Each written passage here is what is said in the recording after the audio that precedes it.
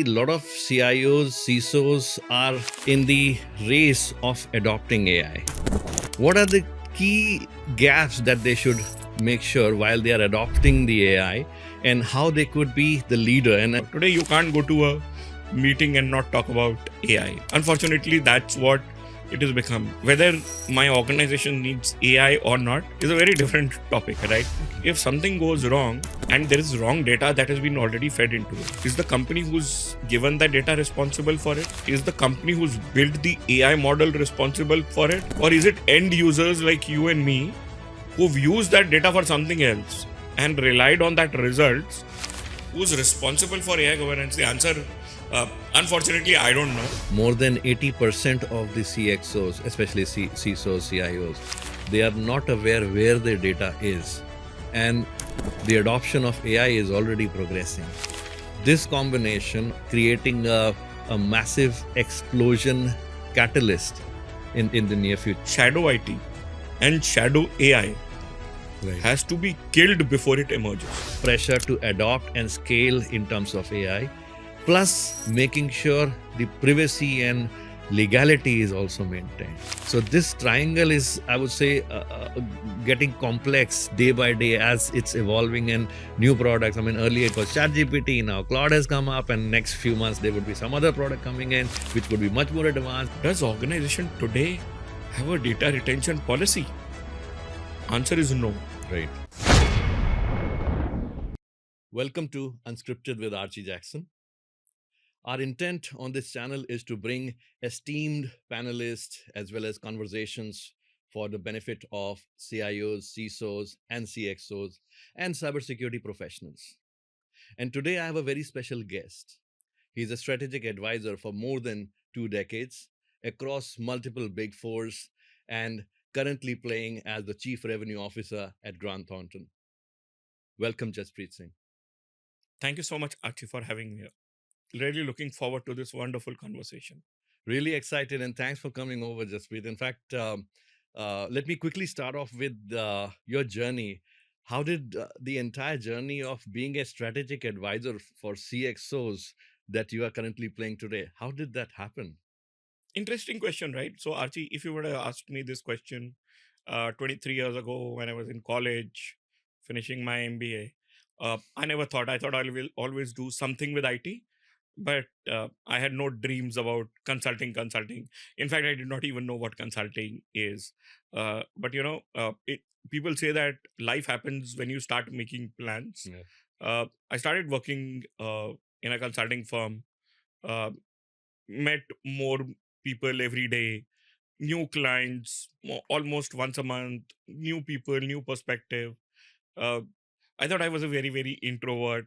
But yeah, 22 years later, I'm sitting with you doing a podcast, uh, which might benefit a lot of CXOs, CISOs communities on, because everybody's talking about cybersecurity, right? There was a time when we used to go for meetings from consulting firms, and these are large reputed firms, right? And they would say, somebody from IT has come, and we would get a slot in the board meeting. The last slot, the board meeting would get over, and they'll say, you have 5 minutes, present whatever you have on IT security. Right. To this day, a lot of the board meetings, audit committee meetings, start with us, with cybersecurity being the first agenda that they discuss. I think that that's how the role has changed, the role has evolved. And I quite like meeting new people, interacting with them, understanding different perspectives, right? I think it's all about uh, m- how much exposure you can get. Uh, as somebody who's limited to one domain, uh, I think broadening your horizons is very, very important. And I think that's what cybersecurity and AI is doing today. Absolutely. I'm very excited, in fact, today's conversation, because people, CXOs, pay a huge amount of dollars for these insights that we would be talking about, and this would be all channelized for free. So it's really a lot of benefit for our viewers today. Let's start on with the very hot topic, which is a buzz right now around AI and AI securities. So at this point in time, I see a lot of CIOs, CISOs are in the race of adopting AI? What are the key gaps that they should make sure while they are adopting the AI, and how they could be the leader, and they could be the key CIO, CISOs of the current AI age? Great question. I think uh, this is not the first time we're talking about buzzwords or hype cycle, right? Right. There's a reason why one of the leading technology companies in the world publishes a hype cycle every year, Yeah. right? To say what is everybody most talking about. Today, you can't go to a meeting and not talk about AI. Unfortunately, that's what it has become. Whether my organization needs AI or not is a very different topic, right? So I think uh, adoption of AI is coming at scale. It is coming very, very rapidly, whether you like it or not, right? And fortunately, from a CIO perspective, this is right up his alley in terms of technology, in terms of innovation. This is also the right time where a CIO can actually, claim for a seat at the table, right? So what do CIOs need to do, right? I think AI cannot be an afterthought, and especially security in AI cannot be an afterthought, Absolutely. right? So, very simple. You identify a use case. Why do you need AI for it, right? You start building a product, you start building AI, you start building a prototype. Security has to be inbuilt into this. The guardrails have to be built into this. Correct. What is the data that you're testing it with? Is that data already poisoned or not? True. Has to be inbuilt into it. And I think the icing on the cake, or the wrapper, as I call it, has to be the entire governance Yeah. layer, right? It is very, very easy. Today, unfortunately, anybody using everything that is available on the net from an AI perspective can spring up an agent in, say, 3 to 5 minutes, right? Right. But how do you train that agent? How do you deploy that agent? And how do you make sure that the biases are not present in that agent is the CIO and CISO's job. And Absolutely. how does that agent become safe, secure, is not used for malicious intent, is the governance layer on top of it. Very, very spot on. In fact, Jaspreet, the governance, which has been, I would say, a parallel kind of a checklist until now, is playing a key role right now. Otherwise, if we are not looking at governance and looking out where my data is, actually what I need to secure overall, before implementing not only AI but any technology or securing it. So I think that is the key. And I know you have actually uh, invested a lot of time in your research and advisory around governance. So what are the key points which the CXOs should keep in mind at this point in time? So there is a reason why the entire world is paranoid about AI governance, right? That's why you have the EU AI Act. You've got NIST talking about it, Right. right? India has also drafted AI policy, because governance is very, very important. See, what is AI doing? AI is removing the technology barrier. I studied technology, you studied technology, we understand technology, we can build products. But today, who's not even studied technology can build products using AI. Exactly. So it's removing that barrier. You've studied maths for 20 years, I have not studied maths, but to do some basic level of maths, I can use AI. The barrier Exactly. is removed. But from a governance perspective, what it is used for? So I think you need to answer three fundamental questions, right? What is it used for? Who will build it? And what is the data that we are going to feed into it? I think, Archie, you made an excellent point on where is the data that is going to come from, right? And there are various data laws also in our country and across the globe, right? Be it data protection, be it data architecture laws, etc., etc. Today, pick up any top CIO, CISO across the globe, right, and ask him, does he understand how does data enter into the organization, is processed laterally within the organization, and also exits the organization? I call it ingress to egress. Can a CIO today make a map? Your guess is as good as mine. And on Very top of true. this data, we spoke about the three data governance issues, Mhm. right? And also the last piece, sorry, which I forgot to add, was something goes wrong. who is going to take responsibility for it?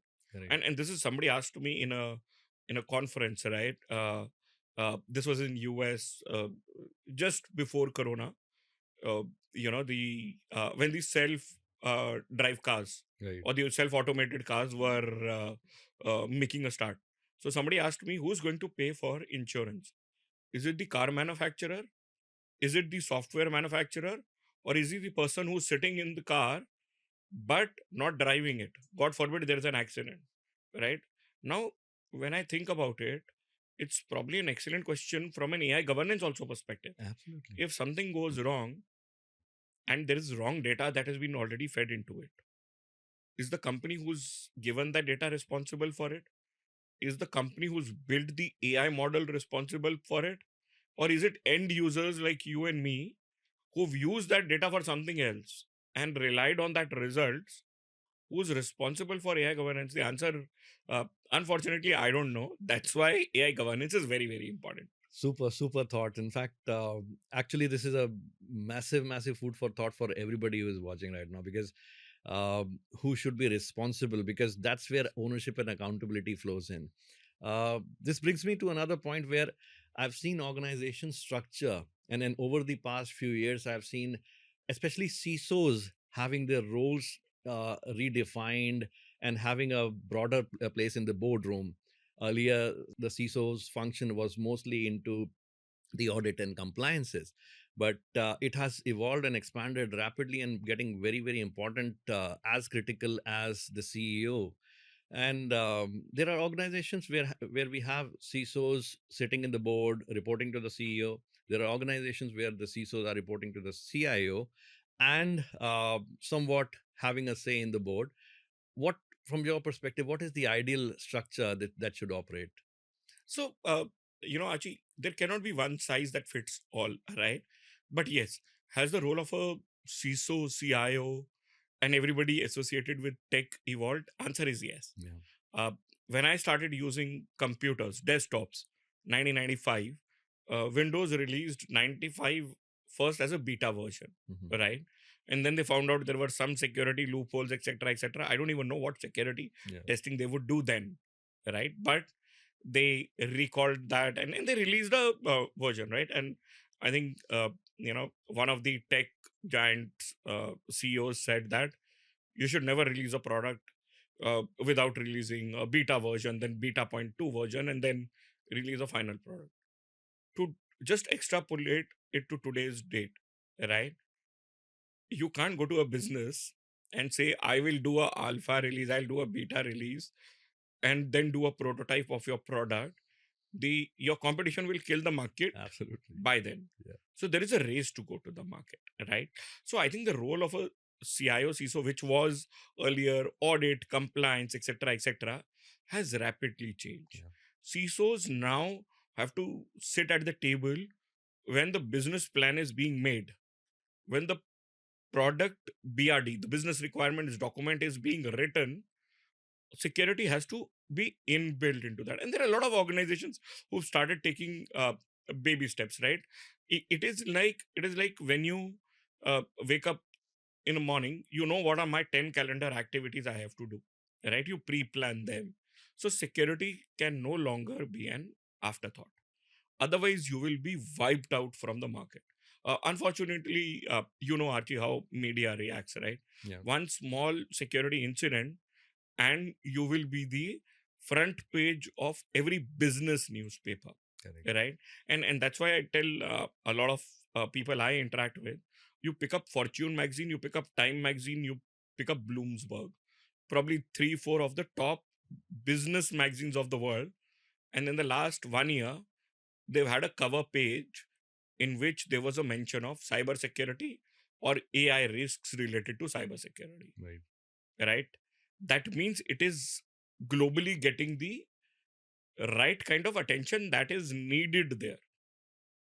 Now, a question to you: would you want to use a product or work with a company or use services of a company that has gone through a cyber breach, or where there are cyber loopholes there?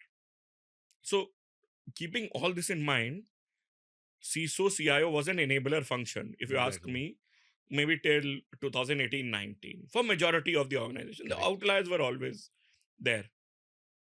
It's no longer a enabler function. It is a business leading function now.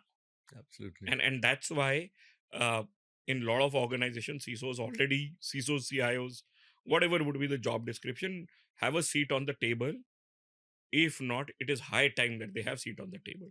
And plus the governance laws are also moving in the same way, Exactly. right? Which demand that a CISO should understand what is happening in the organization. Indeed.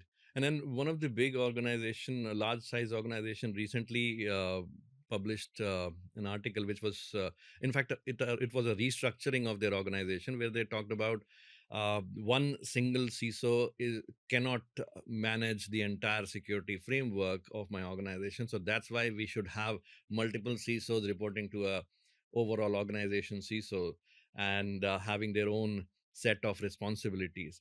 And then eventually coming back to the ownership. So do you think who should own the overall security risk from an organization perspective? Should it be the CIO, the CISO, or the CEO, or it should be the board?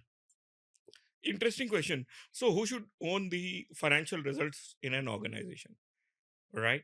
It's very easy to Yeah, say that the CEO will own it, right? But the CEO is dependent upon the CFO. CFO is dependent upon the legal head. It is dependent upon the marketing head, sales head. Somebody will have to go and make a product, sell a product, account that product so that the CEO can announce the correct. results, right? So I think there are two, three words, right? Who's responsible and who's accountable? I think the responsibility is surely with the CISO, right? To make sure that the controls are in place. Any new product launching has to go through testing, uh, has to do security testing, vulnerability assessments, red teaming, purple teaming, attack surface management, everything that you can think of. Right. Uh, from a from a making sure perspective that the perimeter is secure, right? Both inside out, outside in. Correct. But accountability, end of the day, the way the laws have been written lies either with the CEO or with the board of directors, Indeed. right? And that is why today more and more technology people are also joining board of directors. Yes. And board of directors, there are a lot of times while selecting board of directors, there's a very direct question saying, what part of current technology do you understand? And no longer would you have people who would say that I have a separate technology team, right? Perfect, you can still have a separate technology team, but you can't say that I don't understand tech today. Right. Right. And then one of the big analytics firm published their findings, their analysis that more than 80% of the CXOs, especially CISOs, CIOs, they are not aware where their data is. And the adoption of AI is already progressing. This combination of adoption and scaling up from the product perspective, services perspective, which is again a pressure onto these leaders, where an organization which is not adopting AI is falling short in the race.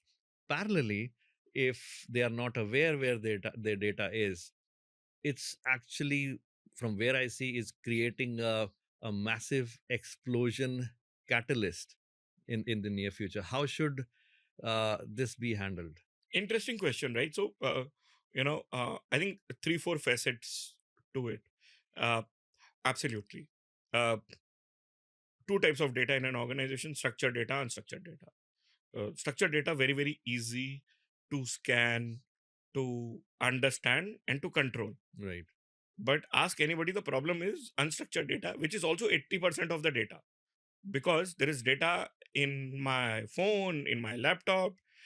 If I have company emails on my phone, if I've got WhatsApp groups with my leadership team on my phone, Correct. then my phone is also a asset for Absolutely. the organization. It also has data, right? So I think more and more CIO CISOs are looking at this holistically, not only worrying about structured data, because there are enough tools in the market available that can draw a data flow diagram of where your data is from a structured perspective. Problem is, number one, that unstructured data. Right. And on that unstructured data, there is AI coming on top of it. which is Absolutely. compounding the problem because it is also working on both structured and unstructured data. And the output of that AI is going where? Going to the world, right? Unfortunately, the more technologies that we are using, the more these technologies are also becoming accessible by everybody. Today, Absolutely. if I take 20 years to make a car, right? If I put my everything out on AI, somebody else in 6 months will be able to make the same kind of R&D design, right? Exactly. Uh, that given and said, I think that is where, if we go back to your previous question on the CISO's role within an organization, he has to work very closely with the business. Correct. Correct. When he works very closely with the business, he has to understand what is the type of data or metadata that a business function runs, right? So, like you said, that organizations, this large enterprise organization who's had multiple CISOs, I would say that CISOs will have multiple security people responsible in each function, Correct. right? Today, you can't stand up and say that my legal data is not important, my business data is my only important data, and my HR data is not important, right? So, in each business function, you would need representatives and controls to be put in there, right? That's one. And second, this entire concept of shadow IT and shadow AI Right. has to be killed before it emerges. A salesperson or somebody in the sales team cannot stand up and say, I'm building an agent for the sales function without getting the security team involved. Exactly. This is a huge recipe for disaster, but unfortunately, again, the race between go to market and security controls is going at full speed today. Correct. Correct.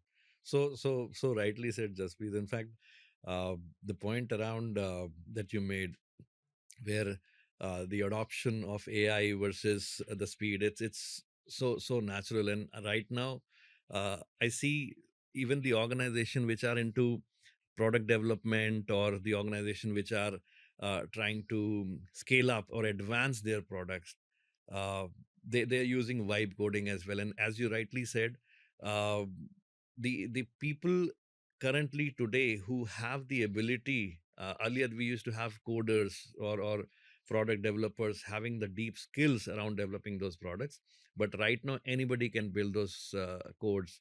Now here the privacy, which is again globally very important, from various compliance, GDPR, CCPA, and DPDP coming in for India as well. Now, looking at privacy, what are the, I mean, again, challenges that these leaders would be facing? Because again, the reality is there is a coupling point around governance. There is a pressure to adopt and scale in terms of AI, plus making sure the privacy and legality is also maintained. So this triangle is, I would say, getting complex day by day as it's evolving, and new products. I mean, earlier it was ChatGPT, now Claude has come up, and next few months there would be some other product coming in which would be much more advanced. It could be maybe making up so many use cases which can be adopted by organizations. So what should the CXOs do? I mean, not only from the governance perspective, but from their own development and their vision perspective, what their foresight should be. You've asked me a question as if I was Nostradamus to look to look into the future, but I will definitely try. So uh, let's look at GDPR for Yeah. example, or let's look at CCPA. Right, California had a privacy law maybe 30 years ago.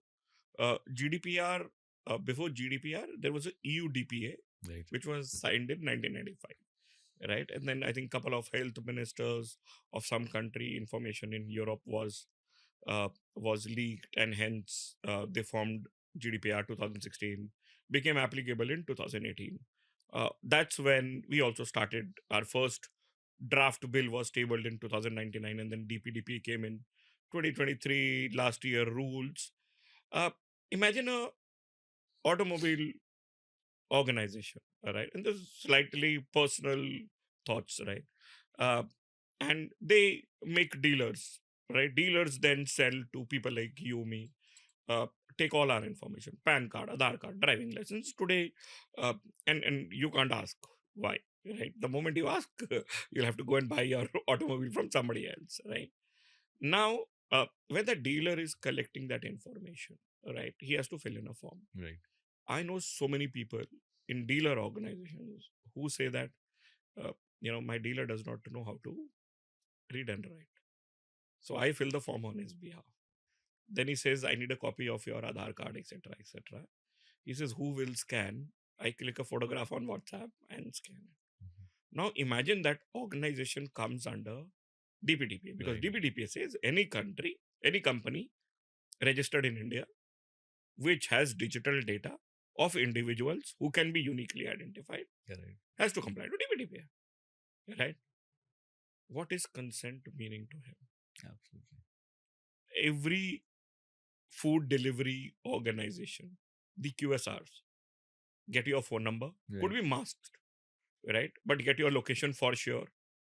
Sometimes they also tell you, please, can you call me on my personal number because my app is not working? Right. I'm very near your location. So he has every agent, person, last mile connectivity has your phone number, your address, your name, etc., etc. So which means he has your personal identification. What does consent Yeah. mean to him? It's a livelihood that he's doing.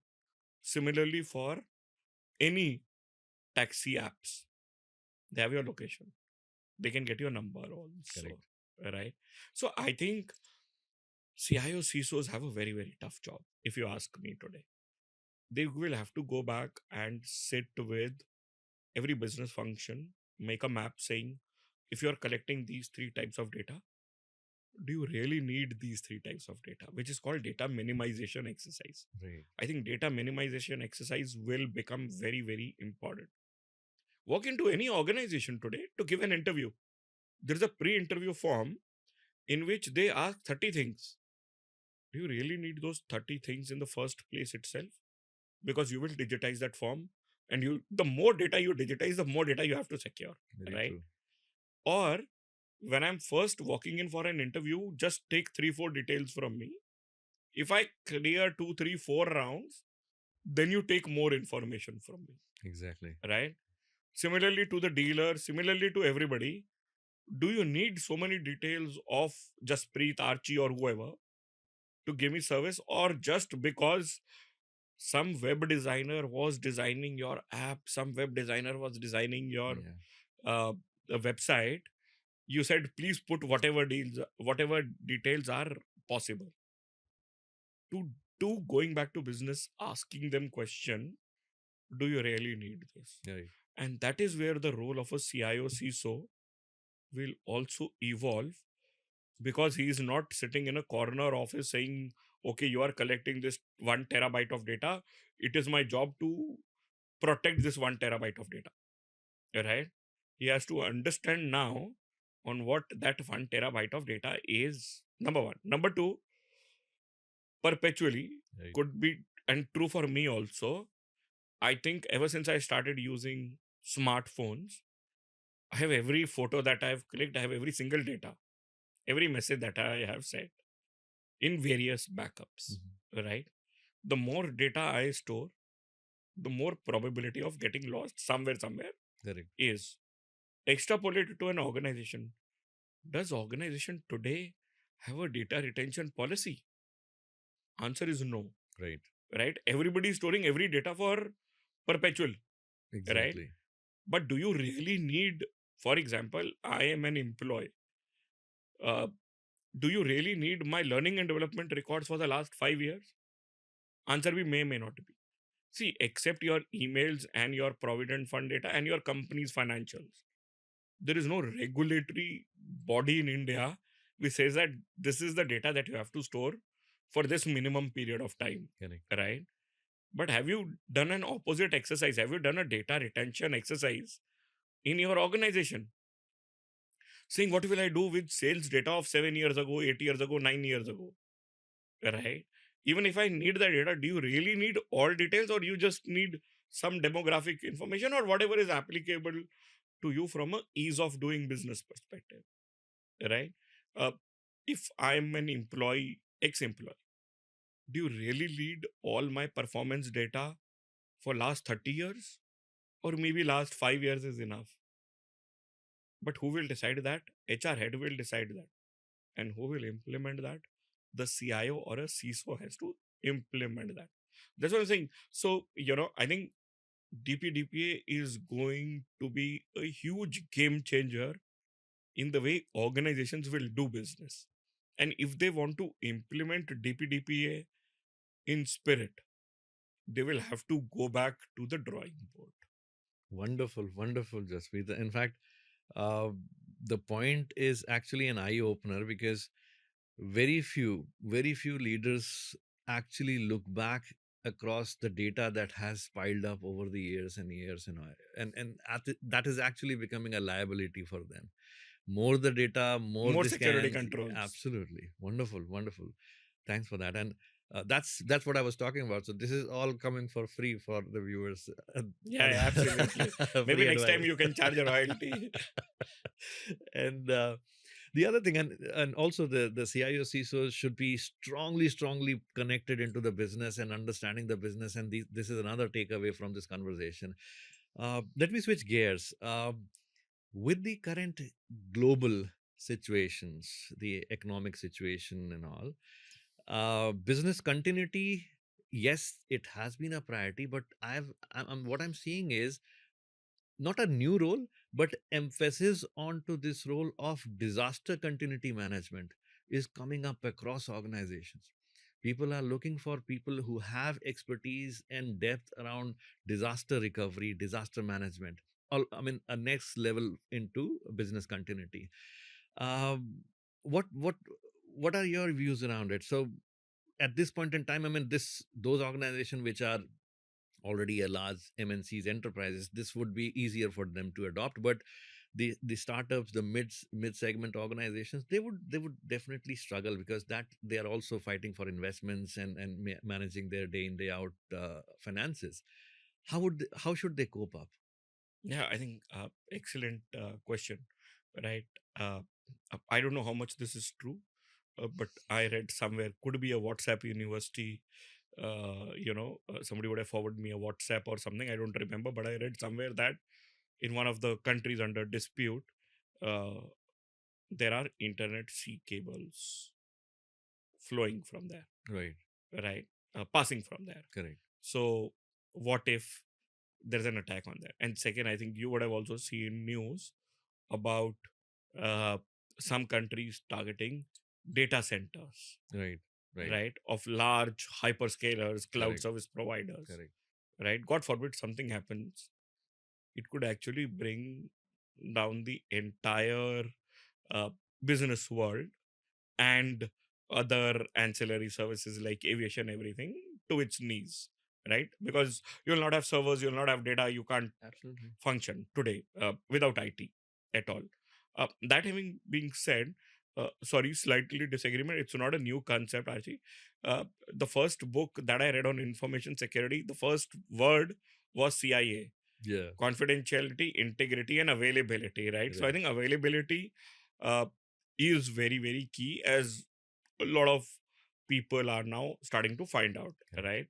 And then you need to look at things around multi-cloud strategy. For example, you can't over depend on somebody, because all SaaS vendors also provide super high uptime. But if something goes wrong, then you need to have a fallback strategy. Exactly. For this, at least the way I see it is, CISO should probably also look at the entire business continuity. And when I say business continuity, he needs to look at what is the dependence on, for example, my ERP applications. And when you find out the dependence on ERP applications, then you can decide whether you need a hot site, cold site, Correct. what is the, what's the recovery time needed for them.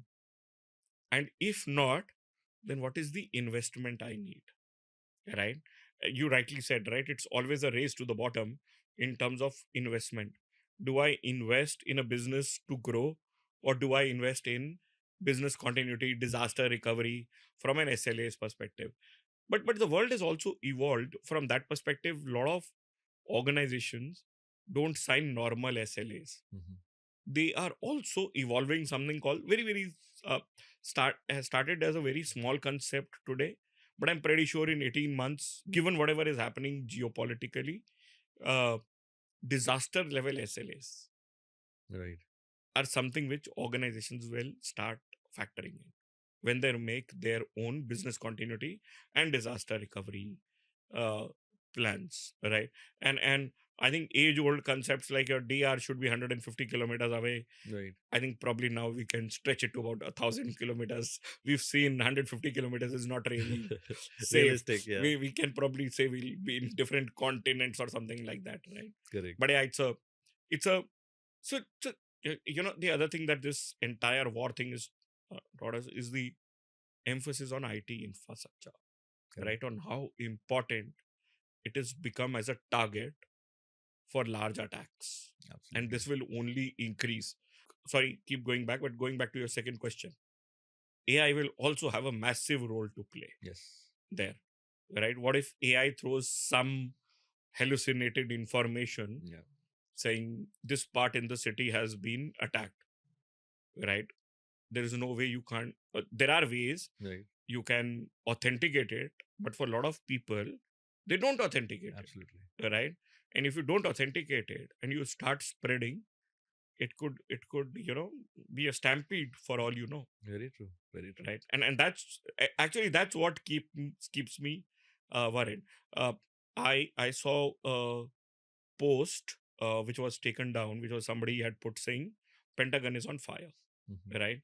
The US government acted on it in some time, brought it down, right? Now imagine there is a fake news posted in India around something happening to any of our major cities, major points, right? A Taj Mahal or a Qutub Minar or whatever, right? Yeah. Do you think that today, as citizens, we have the knowledge to determine what is fake versus what is genuine, Correct. and the impact it can have on the Indian psychology? Any bank today where their ATM has stopped working, or there is any news saying this ATM will not working, right? You see people queuing up for hours. Correct. Imagine the other news, what kind of an impact it will have in India. Absolutely. It could be catastrophic. In It, fact. it, it will be Yeah. catastrophic. Yeah. Yeah.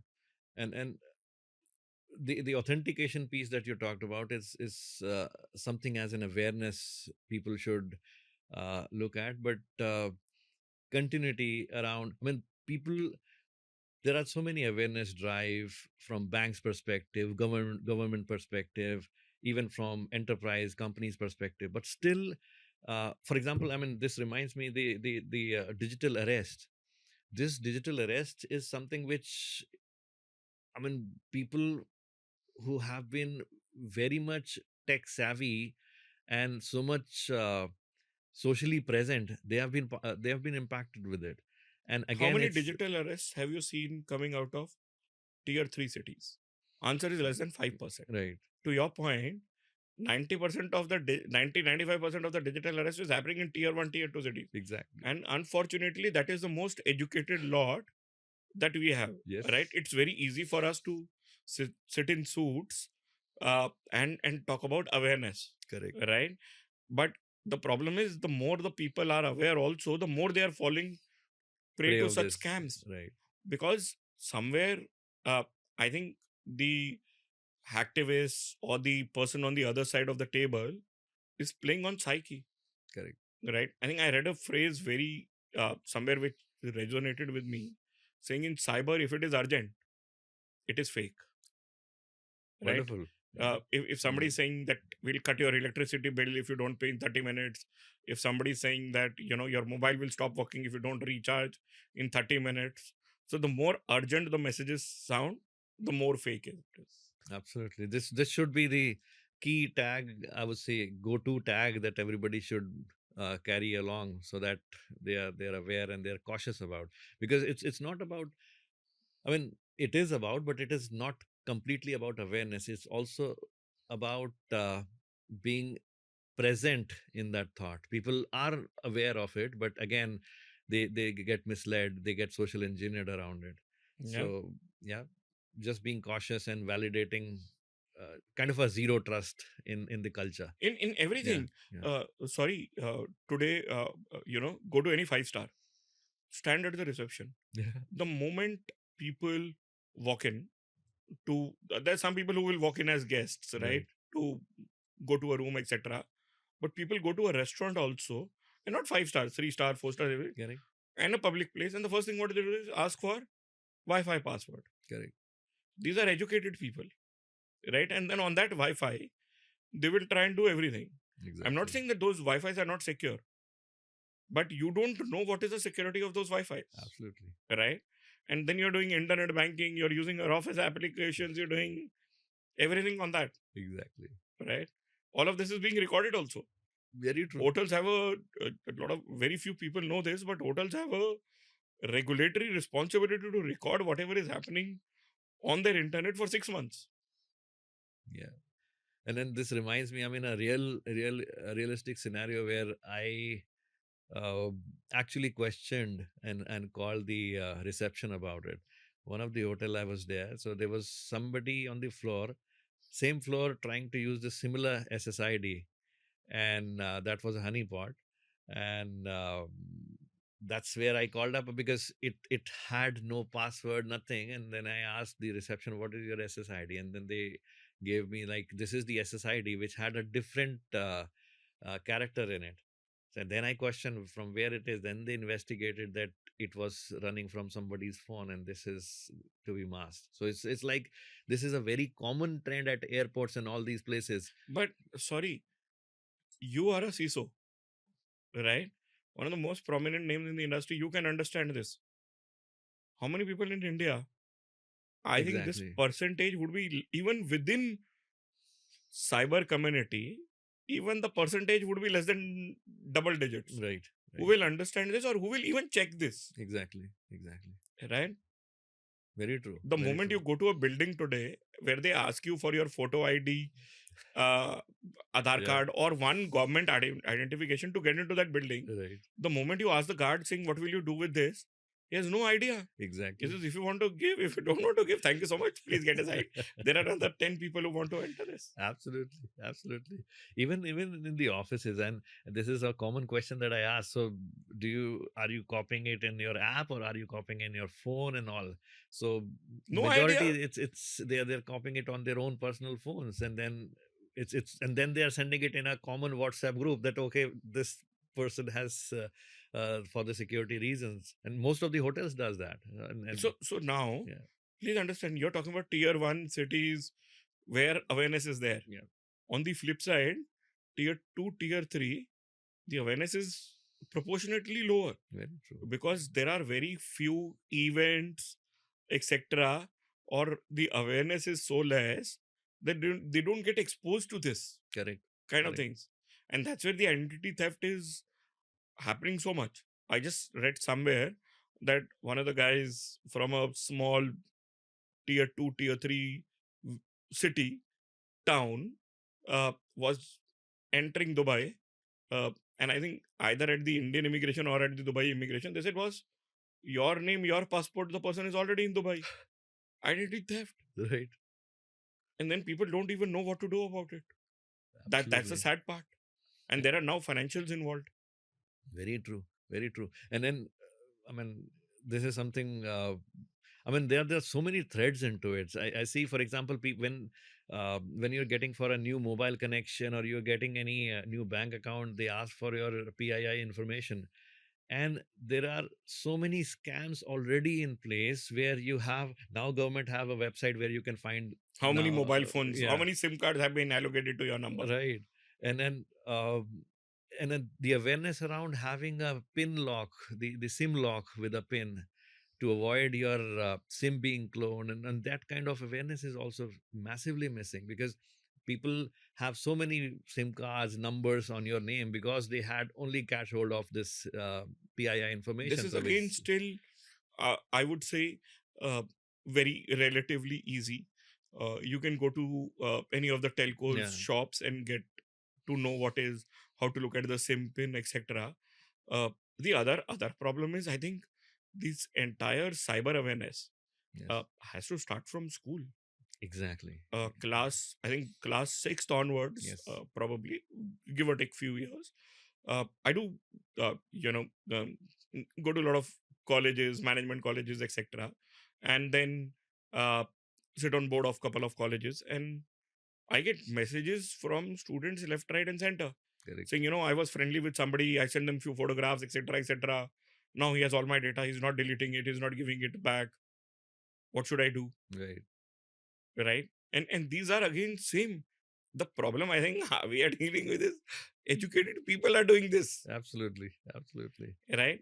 And what do you tell them? These are people who've got access to all kind of information, who probably get, you know, see RBI ads, because government is still doing a lot in Yes. terms of Yes. cyber awareness. You see those newspaper ads. It's always on the radio, etc., etc. Absolutely. Absolutely. And even if I look at switching gears into the other side, where organizations, you're seeing AI based organization or AI focused organizations, in every corner of the world. The startups, the mid-sized organizations are evolving as prototype MVPs coming up, and you see a massive growth of startup culture right now with parallel DPDP in place. um, how many organizations from your experience have the budget to afford a CISO?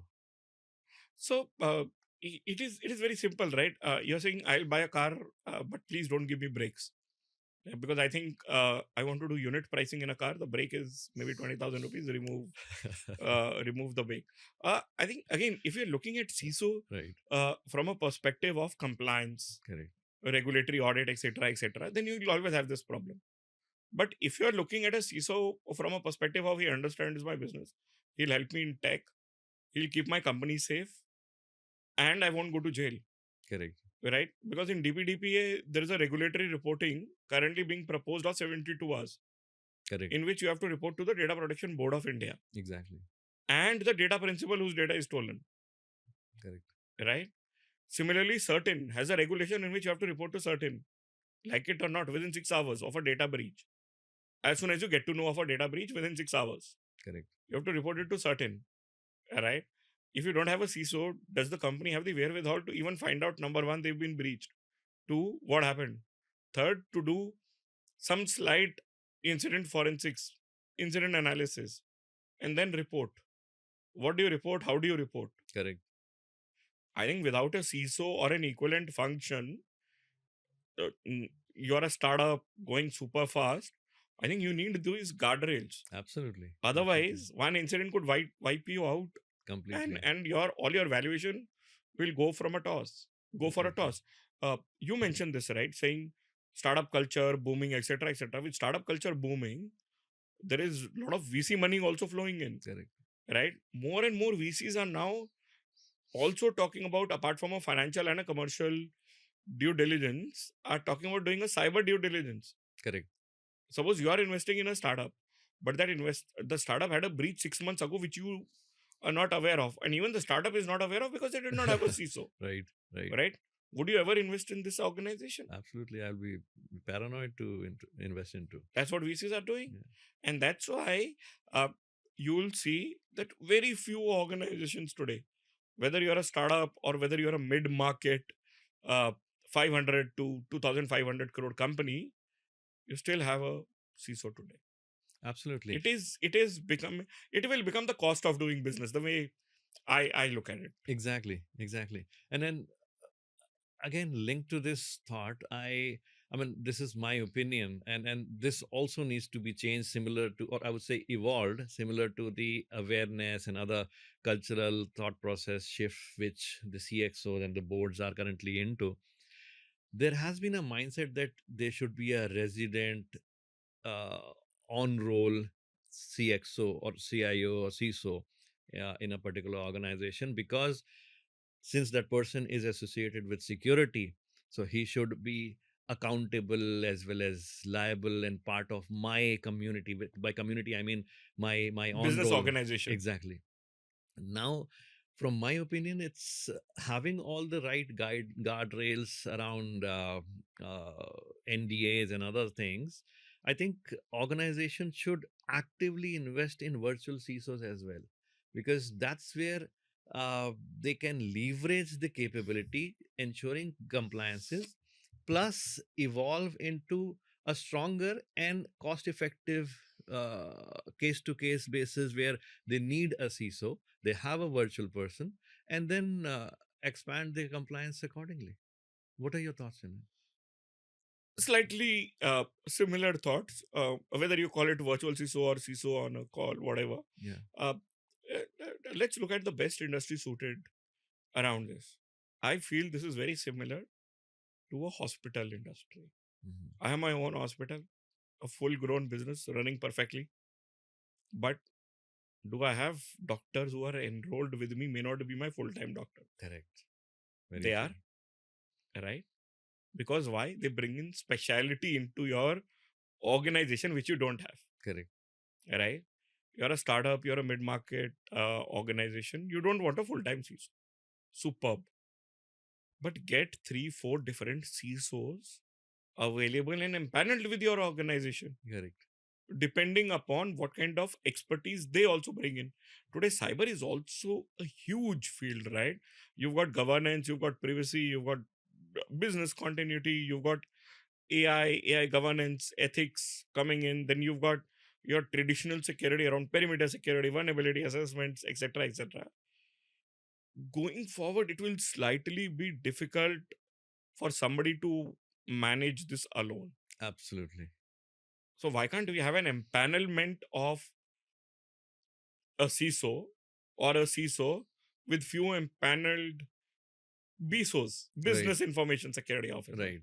who bring in those plug and play expertise. So I think the virtual CISO concept that you spoke about, I truly am a big uh, fan of that, saying bring the best expertise in. That is why you choose hospitals, right? Absolutely. That is why so many universities have their own professors, but they also get guest lectures done. Yes. And these are the two largest institutions of this world. Correct. If they can do it, I think businesses can do it even better because they have access to whatever they need. Indeed. Indeed.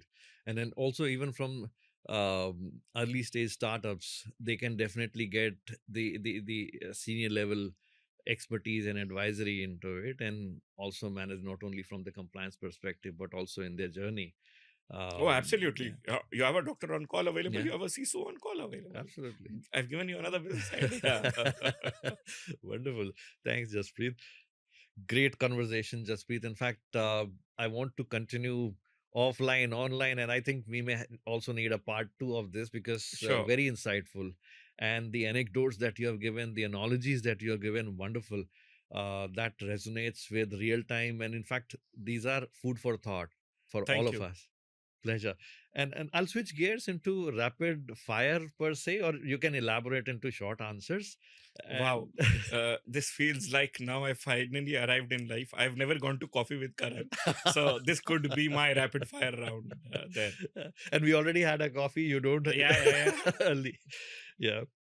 My first question is about priorities: securing the foundational training data of an AI model, or securing its operational output. The first is the data. A concept is called data poisoning. You have to control what data you feed into it. Once you feed proper data, you'll get proper output. Same, garbage in, garbage out. Super. Super. And hierarchy: should the CISO report, although we have already talked about it, should the CISO report directly to the CEO or remain aligned under the CIO? Report directly to the board. Wonderful. And the human element part: are employees in organizations' greatest vulnerability, or its most underutilized distributed sensor network? Most underutilized distributed sensor network. Only when we fail to protect something, because today there are enough technological controls available, we talk about human beings, the weakest link. Super. And the startup advice: move fast and break things, or governance is the new growth hack? I would say mix of both. Mhm. Governance is very important. but speed is also equally important in today's DNA. Absolutely. Super. And then the threat landscape perspective, what is the most dangerous threat over the next 12 months? AI generated deepfakes or automated API supply chain poisoning? I would still say deep fakes. Automated AI generated, supply chain attacks would affect organizations. Deep fakes, you have no idea where it can take you to. Absolutely. Absolutely. And moving on to the incident response, where during an active breach, who is your very first call? External legal counsel or your incident response retainer firm? I would call my incident response retainer firm, because the golden hour is very, very important. Absolutely. Thank you. And few of the last ones, cloud strategy, a highly centralized, easily audited single cloud environment or a resilient multi-cloud architecture. You already answered that. Hyperscaler. Yeah. Get in for many, many cloud environments. Thank And you. also ask your question. A lot of people ask me this question, just with how do I get to the cloud? I also tell them to think, how will they come back from the cloud? Correct. True. Another food for thought. Yeah. Yeah. And the boardroom skills, what is the most underrated skill for an incoming CISO today? Deep technology forensics or financial literacy and business alignment? Sorry, I think last 50 minutes we've spoken about this. I will go with the latter, which is financial literacy and business acumen. Absolutely. Right? If you remember when, and probably I can elaborate just for a minute for everybody. 30 years ago, when architects were designing houses, right, they would first come and understand your needs. Correct. Then they would design the house, and in the house tell you where you should keep your safe. Correct. If he has no idea of your needs, he will not design a safe. Absolutely. Right? So if a CISO does not understand the business, he does not know what to protect, then how will I protect? Absolutely. Very true. Spot on again. And the future, give me one word to describe the current state of global corporate cyber resilience. Magnanimous. Ooh, wow. Wonderful. And coming on to the regulations part, is the 6 hour certain breach reporting window a necessary catalyst for automation or an unrealistic burden on forensic accuracy? I think I would probably do a mix of both. I think it's also for the good of the larger society. So what happens is, if an organization gets breached, they report into circulates the indicators of compromise to everybody. So everybody can, all CISO's network can monitor their incoming network from those indicators of compromise perspective. So I would say that it is a necessary catalyst. Absolutely. Thank you, Jaspreet. In fact, it has been wonderful interacting with you, getting a lot of learning, insights, and food for thought. In fact, there have been a lot of awakening in this conversation, and love to have you again over this podcast. Thank you so much, Archie, for having it. It was really a pleasure. I did not know how 1 hour passed. We were just chit chatting. Thank you so much for making it so comfortable. Thank you Thank you. so much. Thank you so Thank much, you. Jaspreet. My pleasure. I hope you enjoyed today's podcast with Jaspreet, and do comment and suggest if you have any follow up questions. I'll definitely help you out or find ways to get answers from him. And subscribe to the channel and stay connected for more. Thank you.